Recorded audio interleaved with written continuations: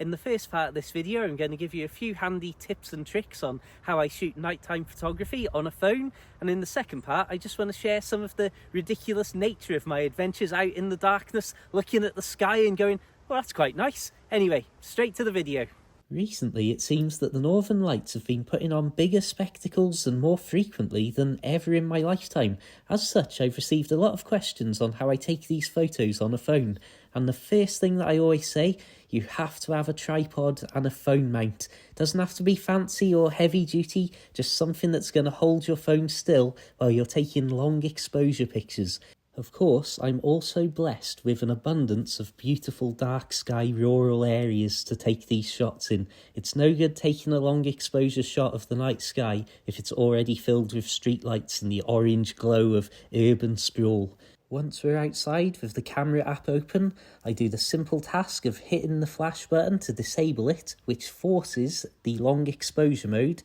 In this case, I'm using an iPhone 15 Pro, and when it's looking at a dark environment like this, it automatically goes to a very long 30-second exposure, which is why I say you definitely want a tripod to hold it still for that long. Depending on the make and model of your phone, you unfortunately might not have these options, but in some cases you'll probably have better options than these, and so it's just a case of getting that flash disabled and forcing it to take the longest exposure picture that you can of a nice clear dark sky.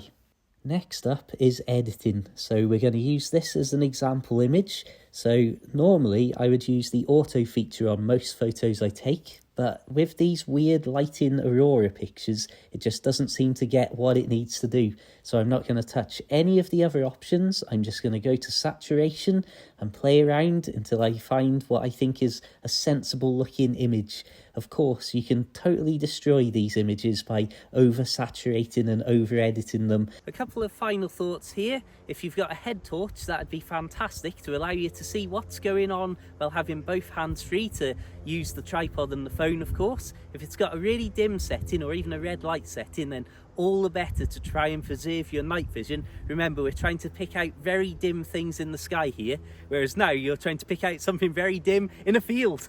Bit of comedy for you there.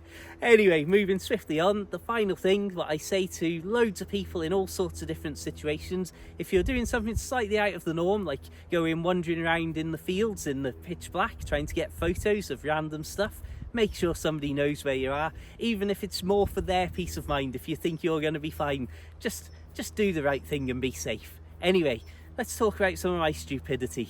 So if we look at my location data, you can see that I had an eventful trip running around fields, halfway across an aqueduct and back, halfway through a country park and then back to the aqueduct.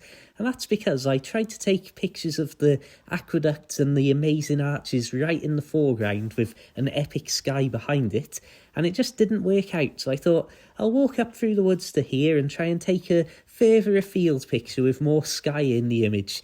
And once I got here, I looked in the sky with my naked eye, couldn't believe how strong the Aurora had come back, and decided, quick, I need to run back through the woods to where I came from. So I rushed back through here, went through the muddy section, completely forgetting, covered my trousers in mud, classic outdoors stuff, classic Dan playing around at night.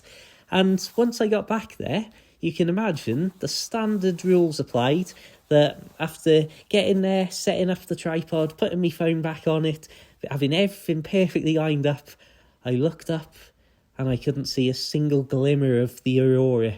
I looked on my phone, I couldn't see a glimmer of the Aurora. I took a 30-second exposure picture, I couldn't see a glimmer of the Aurora. But at this point, I was so cold because I'd been caught out by the temperature. I was so demoralised by running back in two that I just finally gave up and said, you know what, I've already seen a better showing from the Aurora than I ever thought I would in my life. I'm going to call that a win and go and find somewhere warm to curl up and look at these pictures. Thank you very much for watching, my friends. Check out my other videos for loads more random stuff. Keep it interesting. Have a fantastic day. And of course, my friends, farewell.